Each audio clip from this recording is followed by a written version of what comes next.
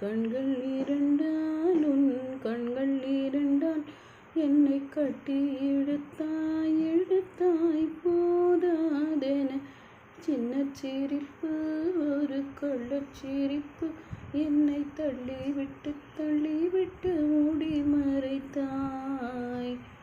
இரவும் அல்லாத பகலும் அல்லாத பொழுதுகளும் நோடு கழியுமா?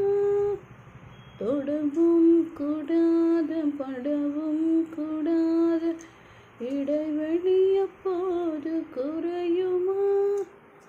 மடியினில் சாய்ந்திட மறுக்குதே, மறுபுறம் நாணமும் தடுக்குதே.